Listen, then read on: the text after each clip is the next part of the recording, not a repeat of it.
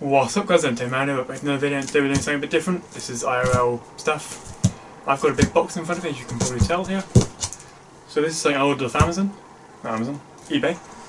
So I know it works and everything because I've opened it before, but I thought I'd do a sort of an unboxing type thing and show you what's inside, how I plan to use it, and yeah. So, a bit of a disclaimer, this isn't sponsored or anything, apart from, well, sort of unofficially sponsored, but we'll get to that in a minute, well, at the end of the video, but.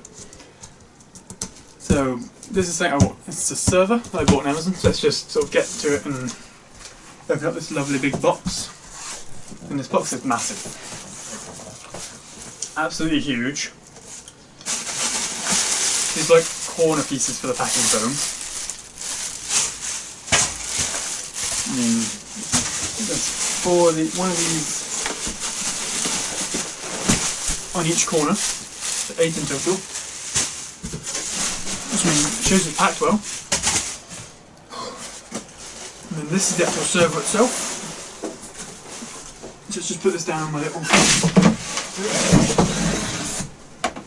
Or I could rip my poster. I'll sort that later. So let's just get this box out of the way. An absolutely massive box here. And still with 4 bits of packing foam inside. So that's out of the way.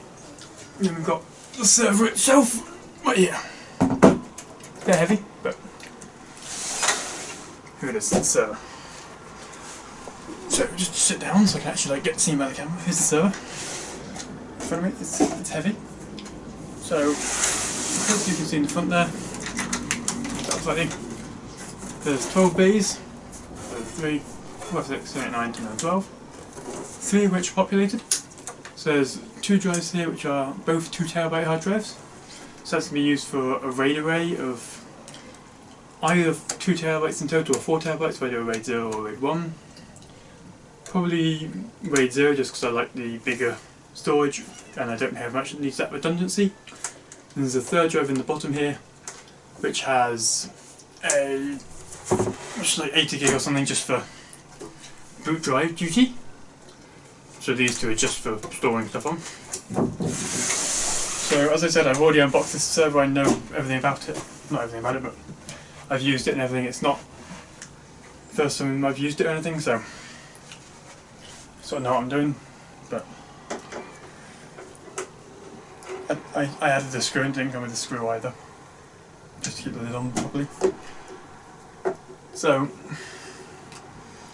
currently it's running something called VMware ESXi, is that right? ESXi?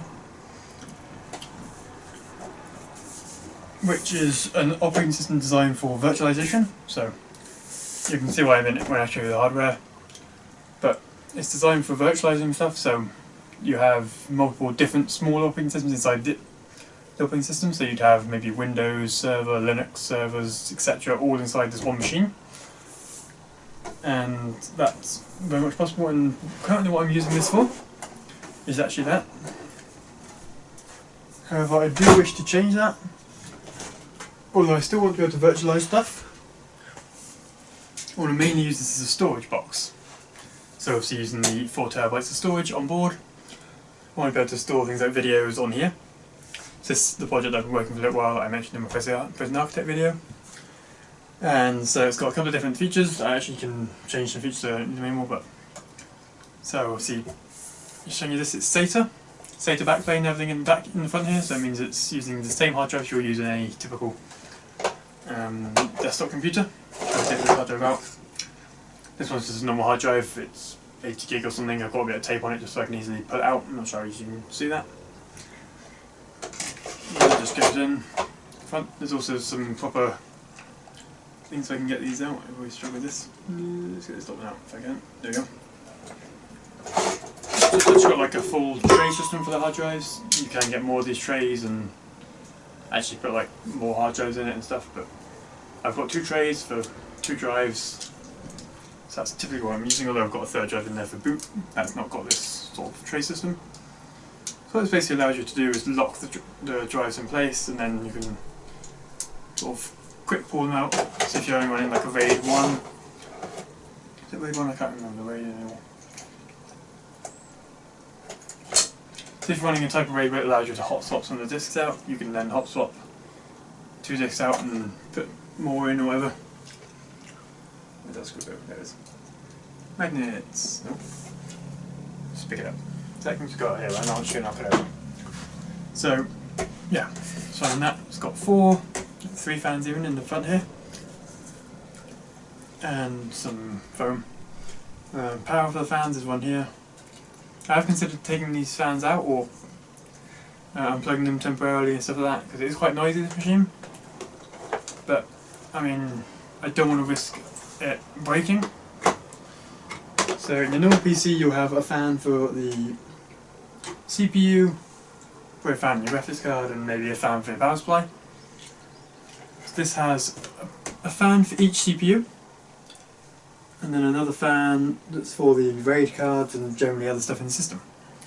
And yes, I said each CPU, this is running 2 CPUs, so we'll get to that in just a second, but don't want to get that out right now.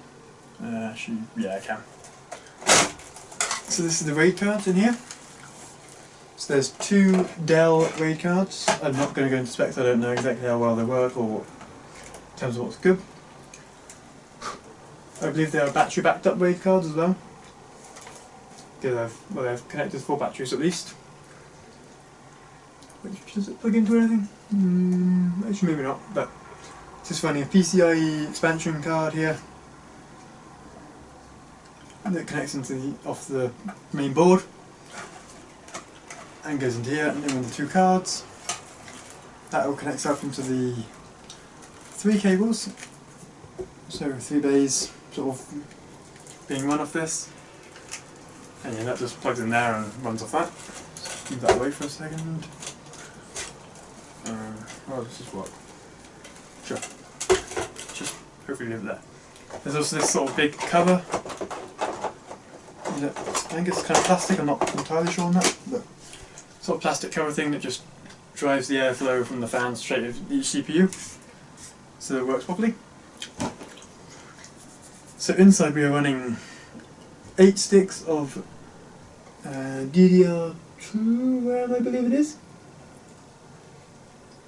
It doesn't actually say what DDR is, and I can't bother to check the pins right now. Yes, so we've got 4 gig sticks, which is 16 gigs of RAM per CPU, total 30 gig of RAM. We've got 2 CPUs under these heat sinks. Just 2 heat sinks here. Oh well, some actual video images overlaid on here as well, rather than just the me poking it. I'm taking out the safety cable that doesn't need to be in there. I don't know why that was in there really. And obviously the power supply is not redundant. I thought it was a redundant one. Maybe not. Let's have a look. Okay, it isn't redundant. I thought I had a redundant one then, but no, it's got 1 port power supply that can just be, I think, easily switched out if need be. It has got IDE right there, as well as obviously the CPUs and everything. These CPUs are 2 AMD ones. I actually cannot remember the specs off the top of my head of them. 3.2 gigahertz, I believe, and 4 cores each. No sort of hyperthreading. Well, it's not hyperthreading because it's AMD, but no hyperthreading or the equivalent, AMD equivalent. It's just 4 cores, so 8 cores total in this machine. But it runs pretty well. And yeah, so I'm currently running VMware. I want to run some kind of OS for NAS. I'm currently testing out free NAS on the VMware system. I want to proper run free NAS or something, and then have virtualized machines on top of that. So I've got a couple of virtual machines on here at the moment, such as a streaming system, where I can stream to this spot and it sends it off to Twitch, so it can do better bit rates and stuff like that. Minecraft servers can come off here, so if I'm running a Minecraft series or something, I can run the server on here, and then connect to it on my PC, which means just less. I've done similar things where I use like my laptop or like a spare PC if I'm lying around, but this can be a proper server to do that, and obviously in virtualization mode it will be able to do that with less to worry about. What else have I got on here? I've got just simple web server, so if I need to run any web server stuff for testing websites and stuff, because I do run websites. Yeah, I run my own websites, which you probably know, Untamemadman.com, and yeah. So I run my own websites from there, and then I can use this as sort of testing those sites before I post updates live to the servers to actually show it to you guys. I'm currently working on a video system actually, which is work in progress, but this will be quite useful for testing and storing all the footage on. That's what I'm actually going to be using primarily. Is storing loads of my videos and stuff on here for long-term storage rather than... Currently my solution is a random hard drive I've got lying around, which is I can draw over there or something, and a portable drive, which is a terabyte drive, which I have a load of other stuff on as well, sort of my just generic drive, which transfers between my laptop, my tablet and my PC for all the stuff I need doing. So if I'm going out for, or going away for a weekend or 2 weeks or something like that, I'll bring that and my laptop or something, or my tablet. I'm just going out for the night, or for a couple of nights or whatever. And I don't necessarily need all my videos stored on there, so I can use this box. I do. Yeah, my PC is currently rendering Prison Architect right now actually, and so that's being rendered onto that thing. Now, one of the things I love about this machine as well, so it's got like front buttons and everything here. One of the other things I really love is the back I/O. So quickly, let's just put it back together quickly. And then at the back, you can see the I/O. So this one has a couple of interesting I/Os. So it's got PS2 for both mouse and keyboard. Those are very desirable ports right there. I believe that's serial port. And VGA, because you know, also equipment has to have VGA, it's an important thing. Clearly HDMI, high definition graphics or thing. Another thing I might use this server for is rendering videos. So instead of my desktop running them, I can run it off my PC. I can run it off here. Which means my PC is using less resources, means I can then record more videos with it and hopefully speed up my workflow. Or I can just dump them in like a watch folder, auto render it, possibly even auto upload it to YouTube. And bish bash bosh. All I have to do then is edit the details and actually set it as live. So, yeah, this also has 2 gigabit Ethernet ports, which I have running through a Cat6 cable to a switch, which is gigabit as well. So then go to my PC, which is gigabit. My router is not gigabit, it's 300 meg, but as far as I know, and from what I've tested, it doesn't have to go through a router, you can just go through a switch, and the switch will just manage it and bounce it to the client. So between my PC and here, I should have gigabit connection, at least in theory. But you can hear what this thing sounds like when it's powered on. So I've got the mic, you'll see right here, and so let's plug it in, and you can hear it turn on. I have to stand it around because where the plug is where the back.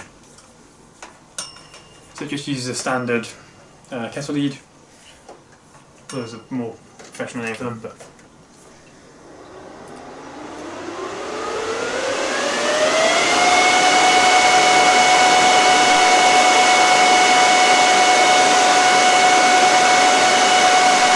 this is how noisy the server is. So when it's idle like this, it's not as bad, but when it does turn on, if you hear the fans just fully speed up, and then to ramp back down again once they realise they don't speed that high. And yeah. Okay guys, I'm Untamemadman. Sit back down in a second so you can actually see me. I'm Untamemadman, hope you guys enjoyed this video of checking out my server, and I will do an update video of how I'm running it in when it's actually deployed and running, and how I'm actually running it and what configurations and what OS I decide to use. If you have any OS suggestions, feel free to post in the comments below. I know FreeNAS, NAS for free, Unraid, that kind of thing, all options I'm looking at. But I want something ideally free, so I don't have a lot of budget.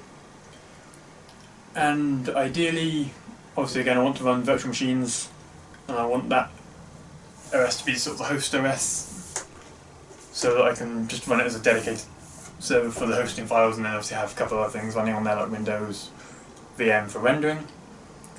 Although I could run Windows as a base and render in there, and yeah, so I could use Windows or something. I do have a spare Windows license, I think, lying running around from some of the PCs I've got, so I could do that. Anyway, if you want to see me do more hardware videos like this and sort of server videos, make sure to smash that like button and I'll definitely do them.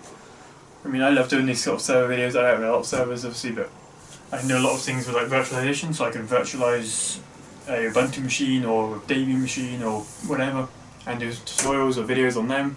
So let me know in the comments below what you want to see.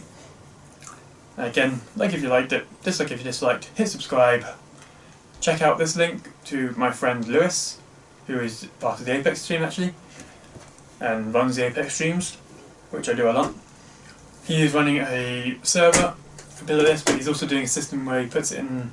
He has like a whole rack, and he's putting it in a garage, in a shed outside his house. So check out his blog, which will be linked in the description below and possibly up there as well. So you can check out his blog where he will be posting all that. I don't know when he's posting it, probably when he's finished the project, which is still ongoing. But you can see how his rack currently is, and then I've seen some pictures of how he's setting it up, and it looks amazing. Also check out what they're called. I know words. Bargain Hardware, who provided this server for me. Not sponsored or anything. They don't sponsor me or anything. I bought this server off eBay from them, legit. So they basically do data center hardware, renew it, and send it out to anyone who wants to use it, like me. So I might be trying to get more stuff off them. I might see if they can do some sort of sponsor deal, I don't know. So thanks to them as well. And finally, I want to thank DigitalOcean for this t-shirt, which you can probably just about, I don't know how you can see it, the logo's on there. And for sending me a couple of other things, which I love DigitalOcean servers and stuff. I use them for quite a few different things. I am going to be planning to change my website over to DigitalOcean as well. It's currently hosted by OVH, but as great as OVH is, I'd rather have DigitalOcean do it just because I know them better and better relationship with them, and I know their customer support's better than OVH. And my OVH server's really outdated right now. Like, it's like that 2010 edition model or something, and I can't upgrade it, and I'd have to reinstall it all anyway, and I'd rather use DigitalOcean because it's just easier. So go check out those. I'll have a link in the description below, referral link if you guys want to give me a small cutback for that. But you don't have to, obviously. You can just go to digitalocean.com, I believe it is. And yeah, there's a load of good stuff. This is my tablet here I use on a fairly daily basis. So Lynx 1020. The box is down there, so I just remember the name of it. And I use this on a daily basis. Got my DigitalOcean logo slapped on the back there because it looks nice. And I do use this a lot for working on various things. So yeah, sure. A lot of shout outs in this video, but hope you guys liked it. And I'll see you guys next time. Goodbye.